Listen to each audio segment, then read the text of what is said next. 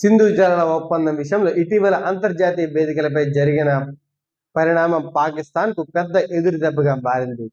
భారత్ చేపట్టిన కిషన్ గంగా సత్లె జల విద్యుత్ ప్రాజెక్టుల విషయంలో పాకిస్తాన్ తీవ్ర అభ్యంతరాలు వ్యక్తం చేస్తూ అంతర్జాతీయ మధ్యవర్తిత్వ కోర్టుకు వెళ్ళింది. ఈ ప్రాజెక్టులు సింధు జలాల ఒప్పందాన్ని ఉల్లంఘిస్తున్నాయని పాకిస్తాన్ ఆరోపించింది. అంతర్జాతీయ కోర్టు ఈ వివాదంపై భారత వాదనను సమర్థించింది. కిషన్ గంగా రత్లే ప్రాజెక్టుల నిర్మాణంలో భారత్ ఎటువంటి ఒప్పందాల ఉల్లంఘన చేయలేదని, ఈ ప్రాజెక్టుకు సింధు జలాల ఒప్పందానికి లోబడే ఉన్నాయని కోర్టు స్పష్టం చేసింది.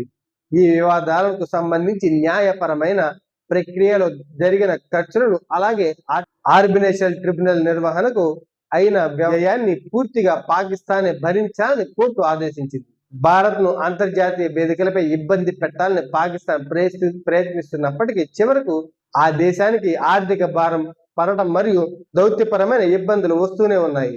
ఇకపై ప్రాజెక్టుల నిర్మాణంలో ఎటువంటి న్యాయపరమైన అడ్డంకులు ఉండవు. భారత్ తన ప్రాజెక్టులను వేగంగా పూర్తి చేసేందుకు వీలు కలుగుతుంది.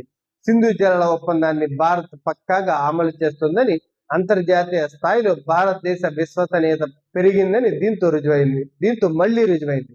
అనవసరమైన వివాదాలతో అంతర్జాతీయ కోర్టులకు వెళ్లడం ఆర్థికంగా నష్టపోవడమే కాకుండా తన వాదనలో పసలేదని పాకిస్తాన్ ప్రపంచానికి మరోసారి చాటి చెప్పింది. సింధు జలాల ఒప్పందం ప్రకారం తనకున్న హక్కులను వినియోగించుకోవడంలో భారత్ ఎప్పుడు రాజీ పడలేదు. అయితే ఇదే సమయంలో పొరుగు దేశంలో చర్చల ద్వారా సమస్యలను పరిష్కరించుకోవడానికి కూడా భారత్ సిద్ధంగానే ఉన్నప్పటికీ ఇలాంటి అనవసరమైన ఆరోపణలు కూడా గట్టిగా తిప్పికొడుతుంది.